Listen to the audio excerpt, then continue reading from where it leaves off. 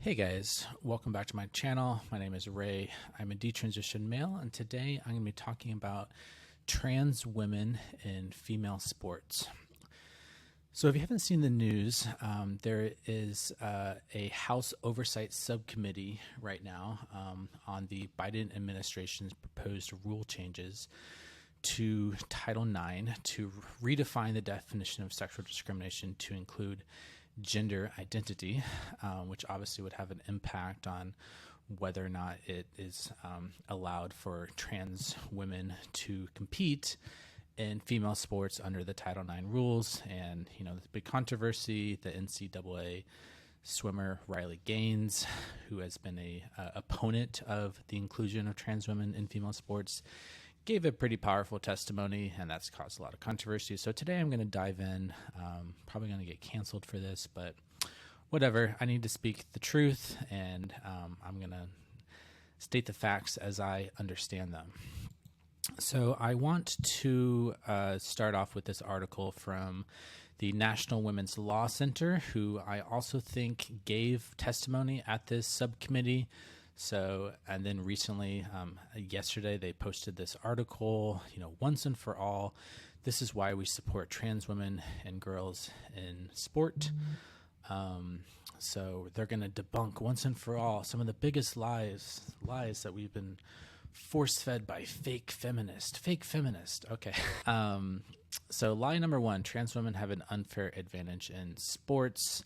First off, the small number of trans and intersex girls and women have not demonstrated any categorical dominance or overwhelming advantage. Well, why does the dominance need to be categorical? Why can't it just be statistically relevant at the population level? And also, just because a small number of trans and intersex, or just because a small number of trans women athletes so far have not demonstrated the categorical dominance, that doesn't mean if we started including more and more and more of them that we wouldn't see more dominance. So it doesn't really follow that just because historically we haven't seen dominance that's categorical, it doesn't mean that there's not going to be more in the future if we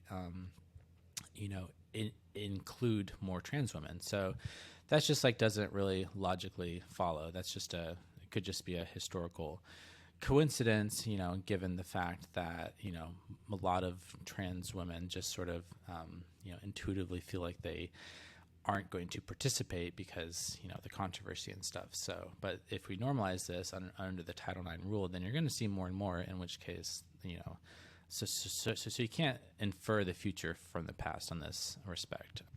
And then second, years of data negate this dominance argument. I'm going to do a deep dive on that data in just a second, but I want to talk about this paragraph here.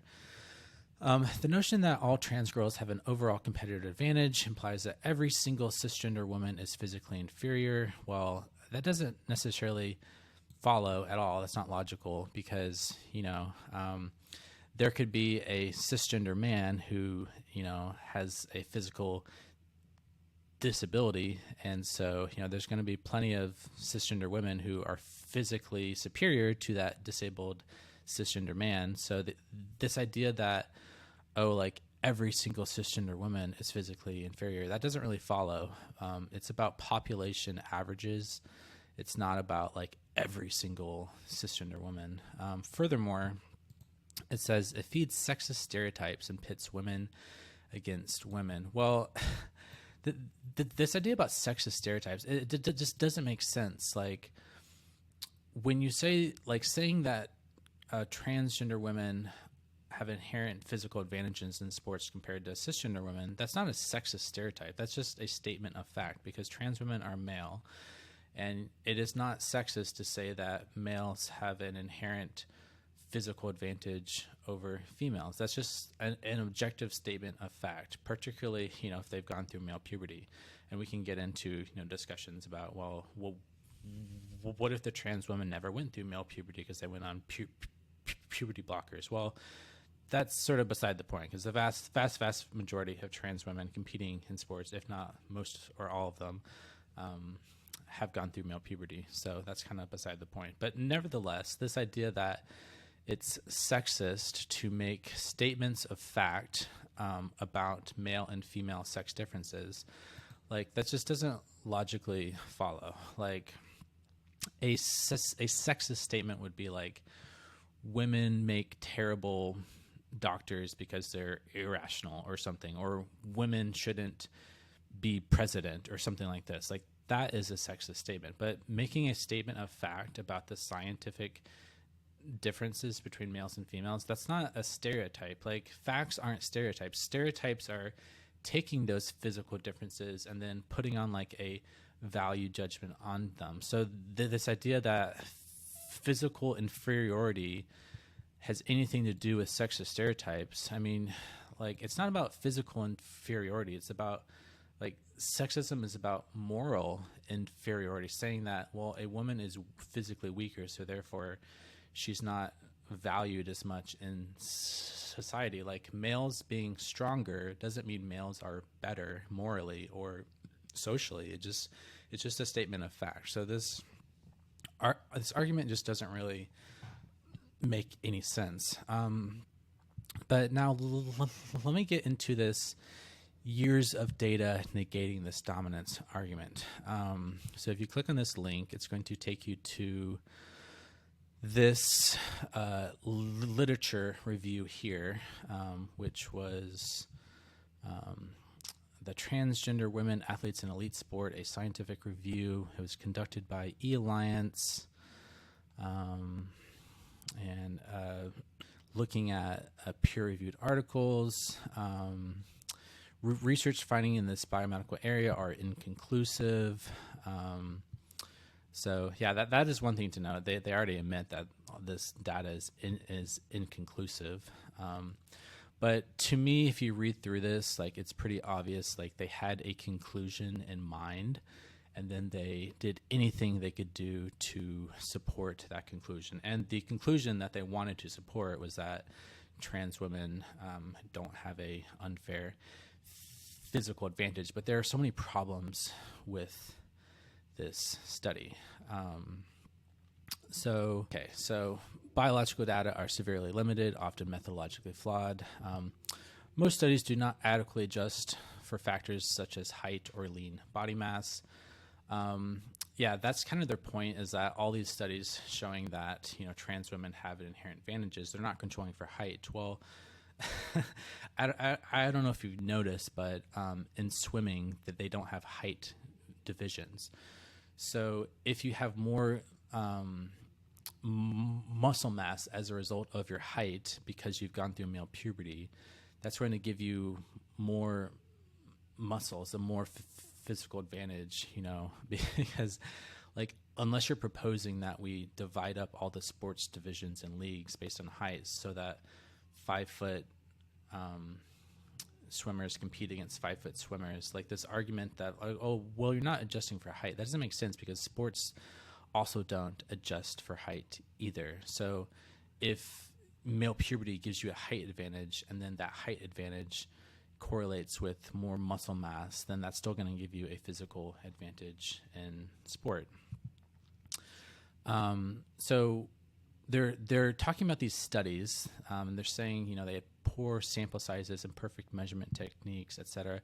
Well, what are these studies that they're talking about that had, these poor sample sizes and et cetera? So one of them is this one. So transgender women in the female category of sport, perspectives on testosterone suppression and performance advantage. So they say that, let's see, the performance gap between males and females becomes significant at puberty and often amounts to 10 to 50% advantage depending on the sport. However, longitudinal studies examining the effects of testosterone suppression on muscle mass and strength in transgender women consistently show very modest changes, where the loss of lean body mass, muscle area, and strength typically amounts to approximately 5% after 12 months of treatment. So if male puberty gives you a 10 to 50% advantage And going on hormones only decreases those advantages by 5%. You're still going to have a pretty significant physical advantage, even if you've gone through hormone suppression. So thus, the muscular advantage enjoyed by transgender women is only minimally reduced when testosterone is suppressed. Another one of these studies is this one: how does hormone transition in transgender women change body composition, muscle strength, and hemoglobin? In conclusion, trans women hormone therapy rapidly reduces hemoglobin levels to levels seen in cisgender women. In contrast, hormone therapy decreases strength, lean body mass, and muscle area, yet values remain above that observed in cisgender women even after 36 months. These findings suggest that strength may well be preserved in trans women during the first 3 years of hormone therapy. And, just quickly going into some other things, people say in terms of the advantages of trans women in sports. So one advantage is the Q angle. So this is about the angle in which your kind of femur comes in from the hip. So it is a higher Q angle in female, and there's been some studies showing that a higher Q angle is associated with decreased isokinetic knee strength, power output, and torque angle. So because of the angle of the knee, you can't apply as much like torque. So if you're running or any sport that revolves around running, like or leg strength, like the males are going to have a more torque from this Q angle. Other things depending on the sport, females have a lower center of gravity, so that may have an impact depending on the sport. VO2 max, lung capacity, higher in males, lower body fat. This does get changed by HRT, but so that's debatable. But larger skeletal muscles, that comes from male puberty, and it's like there doesn't seem to be much evidence that HRT significantly reduces that. More red blood cells, I think HRT changes this, but larger, denser bones from male puberty. HRT doesn't change that. Higher ratio of muscle mass to body weight. These systematic reviews show that that's not significantly changed by HRT. Lower carrying angle, so this comes from the skeleton as well. So female arms kind of stick out to the side a little bit more, which affects grip strength, which would, for example, have a huge impact on powerlifting, like if you're doing like a deadlift or something, or any sort of like strength sport. That's going to have an impact on your ability to pick up really heavy things. So yeah, those are just some of the proposed reasons why males are have an inherent advantage if they've gone through male puberty. But let's get into this, going back to this scientific review. So available evidence indicates trans women who have undergone testosterone suppression have no clear biological advantage over cis women in elite sport. Higher levels of red blood cell count experienced by cis men is removed within the first 4 months of testosterone suppression. Well, they don't necessarily say that, that's like the singular reason why, males have a sporting advantage, so that might be irrelevant. Conferred by bone size or density. Well, let's say you're playing basketball. Your bone size is going to affect how tall you are. Or if you're in a fighting sport, or combat sport, your bone density is going to impact how hard you can hit. And there's no basis for athletic advantage conferred for the bone size except through achieved by height. Well, if height is correlated with increased muscle mass, because that's what they're saying is that these systematic reviews, they're not controlling for height, because if you control for height, then the strength advantages due to increased muscle mass are not as apparent. But if you go through male puberty, you're more likely to have more height, which means you're going to have more like a more more muscles. So, but these sports, if you're sprinting, if you're in a sprint, you're not separating these sports divisions by height.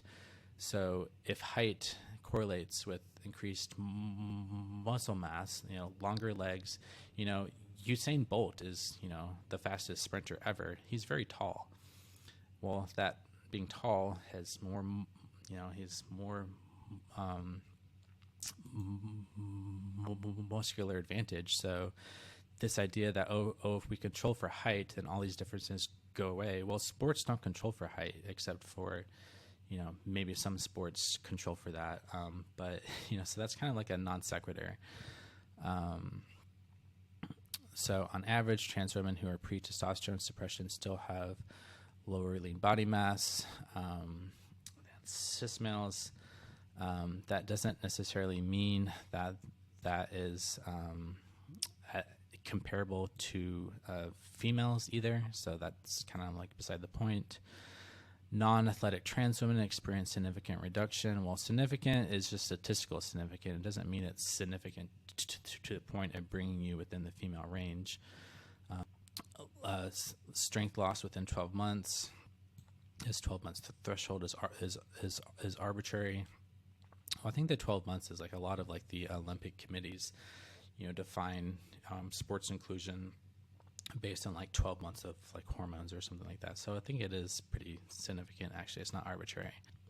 When adjusting for height and fat mass, trans women still retain statistically higher levels than sedentary cis women.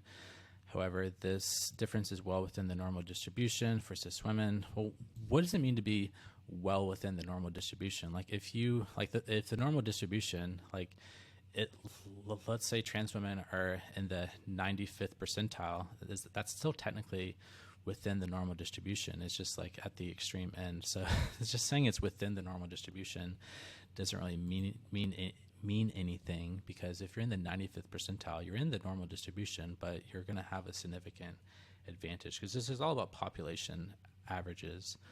They're saying strength loss continues after the 12 months. Limited evidence examining the effect of testosterone suppression as it directly affects trans women athletic performance shows no athletic advantage exists after 1 year of testosterone suppression. Well, this Harper 2015, I couldn't track down this source, so I don't know what that says. This Roberts et al. 2020, I looked it up, and let's see. It just has to do with like the difference between males and females and how they respond to resistance training. It doesn't have anything to do with trans women or hormones. So I don't know why they think this has anything to do with testosterone suppression in trans women. They just throw this in there as if it's relevant, but it doesn't have anything to do with trans women. Like if you search for trans in this article, like there's nothing that comes up. Like trans is not mentioned at all. And similarly, Harper 2020. Well, Harper is the author of this article, Joanna Harper, and she says that these findings suggest that strength may well be preserved even after 3 years of hormone therapy. So they're citing this person as if it supports their claim that trans women don't have an advantage, even though if you look at the literature published by Harper, they're clearly concluding that trans women retain a significant performance advantage after hormone therapy. And then they also talk about sociocultural findings, but I'm not going to get into that because I'm more interested in the objective biological differences. They're complaining about transphobia, blah, blah, blah. Conclusion, there's no firm basis available. Well, firm is debatable. But the most powerful systematic review is this one here by Hilton and Lundberg. And the authors of this review here, they try and debunk that systematic review. So I'm gonna look look this up. So let's go.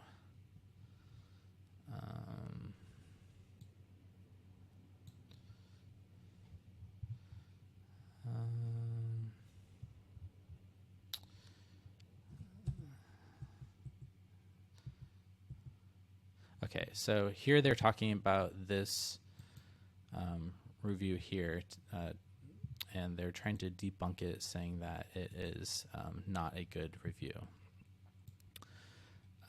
So let's see. They say that they do not appropriately review all the literature. They make errors. So okay, here we go. Oh yeah, one study is talking about grip strength. There's one study that's cited in the systematic review saying change in grip strength in trans people. So grip strength is usually a good correlate of like your overall strength. And this is saying that grip strength decreased in trans women. However, if you go down to the bottom in the conclusions, it says that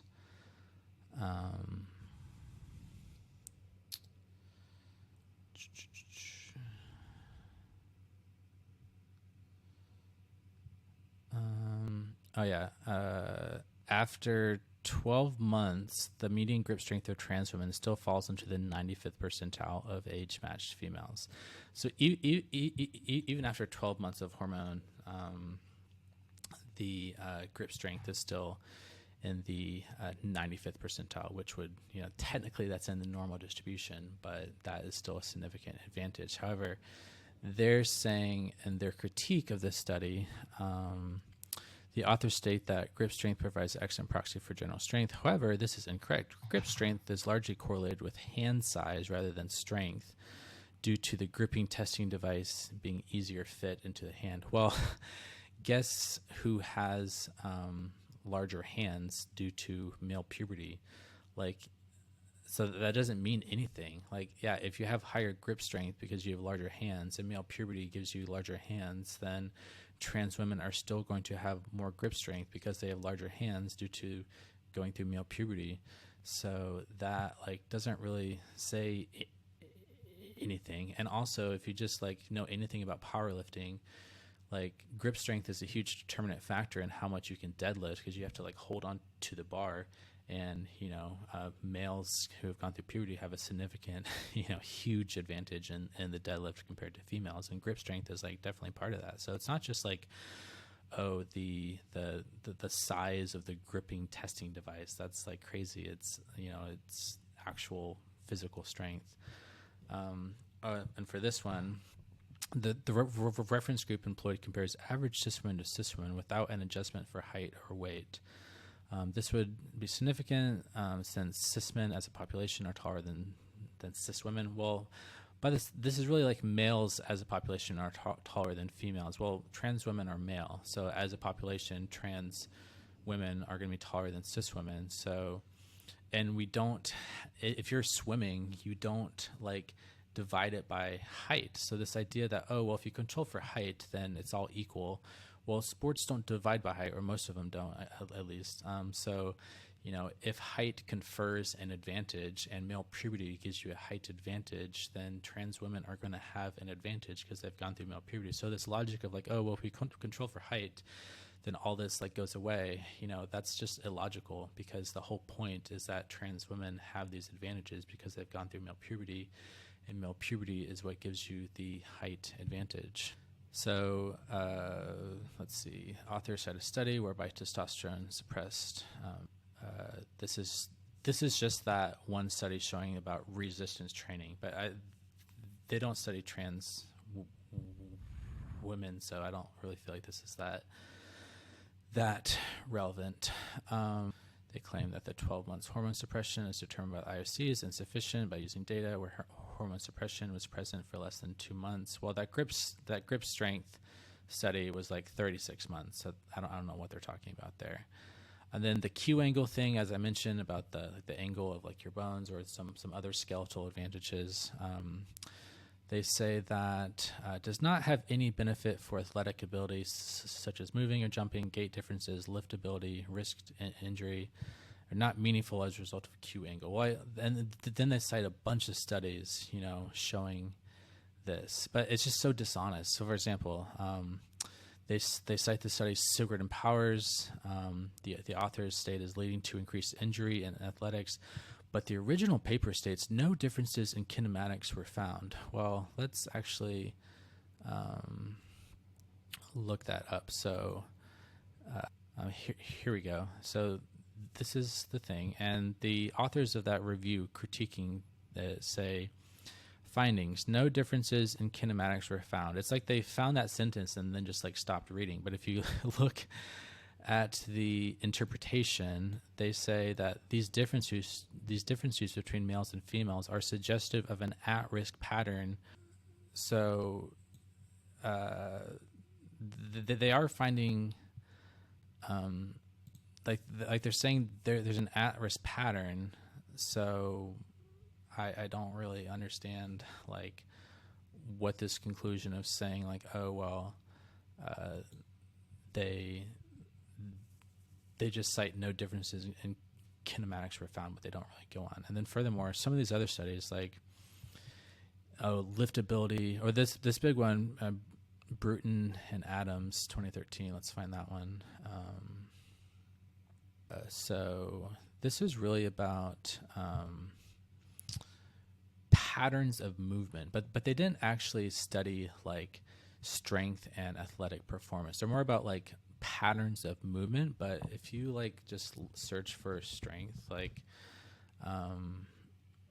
they're not really well, here, this one's, while a series of anatomical and strength differences in the hip and knee region appeared to converge to produce a consistent sex difference in knee abduction. So that is one thing, but they're not really studying strength. Like all these movements, the like measurements are like time to activation, but they're not measuring strength and like athletic performance. They're just studying like the actual like movement pattern, but not whether or not the movement pattern confers like athletic strength advantage in like a actual like sports practice. So they're just saying like the actual movement pattern itself is like relative to like practice and skill, but they're not actually like all these studies that they reference, like they're not studying like strength. They're just studying like how the body moves in like a kinematic pattern, but it's not. This systematic review has nothing to say about like performance advantage, and it's just, if you just like think about the kinematics of running, like the acute angle is going to have an impact on the torque and your ability to run. So it's just like, and then some of this other stuff, like these other studies they cite, for example, quadriceps, the Q angle, and walking. Well, it's walking. They're not studying running or athletic performance. It's walking. That's not relevant to the question of sports. Like another one here, during a reaching task, it's just reaching.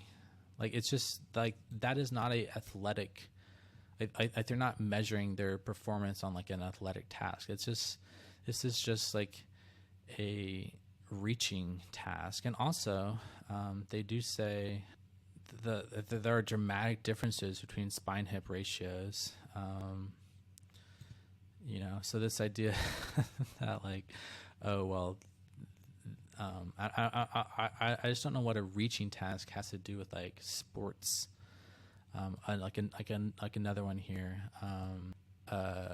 identifying relationships among lower extremity alignment characteristics. Yeah, is this talking about like injury risk? It's not talking about like sports or performance on like real world like sports tasks. And then yeah, there's this this other one about like during sidestep cutting. Yeah, this is like the at-risk pattern one. I already talked about that.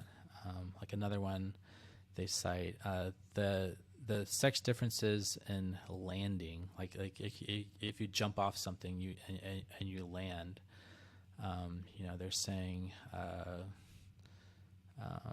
like maybe there's not as much a difference, but like landing is not a sport. Like there's no sport about how well you can land. So this idea that like, oh well, there's sociocultural factors in landing. Well, that's not relevant to the question of like advantage in sports. This other one they cite about ligament history,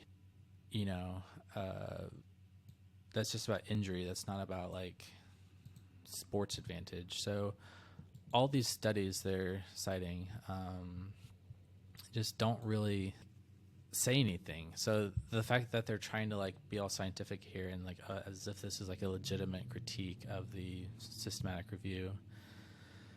Bone density was used extensively as evidence that trans women have an advantage. The claims were unsubstantiated, with no citations to demonstrate bone density as a performance enhancer. Well, I mean, it's just obvious if you think about combat sports, for example. If your bones are denser, you're going to hit harder, which is going to induce more pain on the person you're hitting. So yeah, there's going to be an advantage there. So that's just like they didn't think very hard. Larger lung size is a retained advantage. However, they don't adjust for height and ignores that lung size is not a good predictor of sports performance.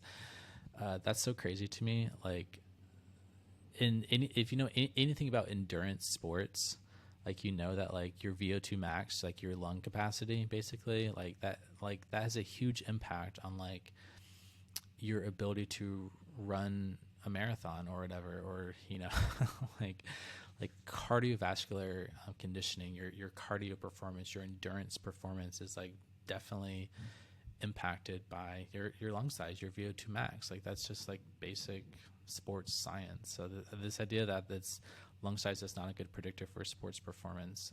Well, it's about your VO2 max, and like males definitely have a pretty significant advantage in VO2 max. And they don't control, they don't adjust for height. Well, like I said before, like if you're gone through male puberty, you have a height advantage. So this idea of like adjusting for height just doesn't make sense, because trans women as a population are taller than cis women. Haemoglobin goes within the female range after HRT. It's largely ignored by authors. Well, you also don't really say anything about like its impact on sports performance. I don't know about this height adjusted levels.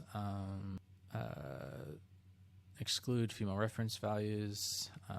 Yeah, and then this other one, like they're critiquing this second study here from Harper. So here they're critiquing Harper. Authors use reference studies which largely are not height adjusted. Again, that's not a good point, because trans women are taller as on average. So unless you're proposing that we like have all the races or sports events divided up by height, like that's dumb. Additionally, a statistically significance in higher lean body mass does not translate into a practical significance or performance advantage, which is currently unmeasured.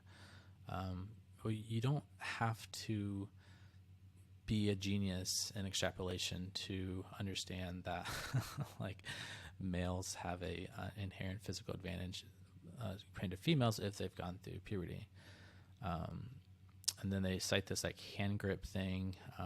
It's about hand size. Well, yeah, like trans women have larger hands.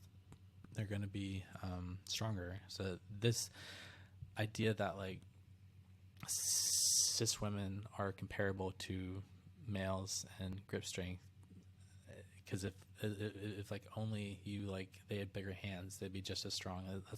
That's just ludicrous. And it's just and this whole article is like this. Like they sort of like act like they're being scientific, but they're really cherry picking data. They like clearly have an agenda. Their agenda is very obviously political. So they're going into this literature review like with a bias, and the bias is like we must come out with the conclusion that it's okay for trans women. I mean, it's just so obvious in how they like talk about everything, it just doesn't seem to be objective to me. So yeah, now let's go back to one thing it's funny. Speaking of real world performance, this is always a interesting finding here. So the FC Dallas under 15 boys squad beat the U.S. women's national team in a scrimmage. So yeah, that's about as real world as it gets. Like under 15 boys, like they're have barely gone through puberty, and they're beating the women's national team, as in like the world champion women, the best women in the world, and some random under 15 boys squad can like beat them 5-2.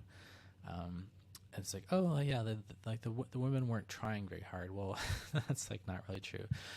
Also, I want to call out that a lot of the research, or some of the research I did for this, there's this great video or YouTube video by this guy, Menno Henselmans.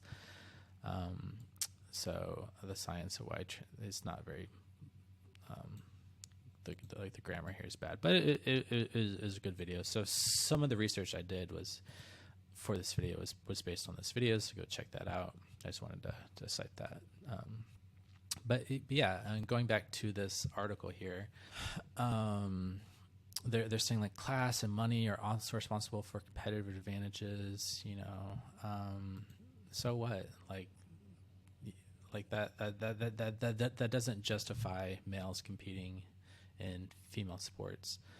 Like they can take their class and money and compete in the male division if they want. Okay, line number 2, trans women will take away opportunities from cis women. There are actually very few trans people in competitive sports. Well, you're trying to get more of them there, so I don't see why that's relevant. And also, just because there's very few doesn't mean it's fair for the few who are playing to be there. It's like saying, oh, there's only a few like cis men and who are cheating and doping, so therefore doping is not a problem. Like if there was only one doper in sports, that'd be bad. Like you don't make rules about fairness based on it's just a few cheaters, no big deal. Like if you're doping in a sport, like it doesn't matter if there's only a few of them. You still want to put in the rules to prevent the doping, because it's not fair. And they cite, like this one girl, a 13-year-old trans girl who helped recruit for her field's hockey team. Okay, that's just an anecdote. That's not science. This is not very conclusive. The research shows participation among high school girls remains static. Well, it doesn't matter whether it's growing or there's more of them. It still doesn't mean it's like fair in the competitive sense of fairness. Like sports is about competition ultimately. Particularly, and yeah, you can maybe say like, oh, for like these high school, middle school sports, it doesn't really matter. They're just having fun. It's like a social event. Well, yeah, for some it might just be for fun, but for a lot of people, sports is a very serious thing, and it has to do with like scholarships, and they take competition very seriously, and they want to compete under fair circumstances. This other thing, the locker room. Like there's no increase in safety risk if trans women are included in gender segregation. But if you go to this article here, no increase. It's no increase in reports of crime, but not all incidents in which women are made uncomfortable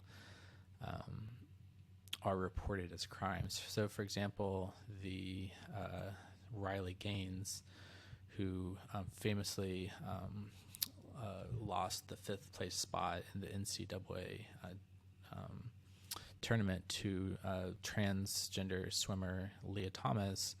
She talked about how Leah Thomas, got naked as a male without any surgery or anything in the locker room without really letting anyone know. And Riley Gaines said that her and the other female athletes were very made uncomfortable about this, but they didn't report it as a crime. So therefore, like, oh, well, if there's no crime, it must not be a problem. Well, like that just doesn't follow. There can be problems without them being crime. So,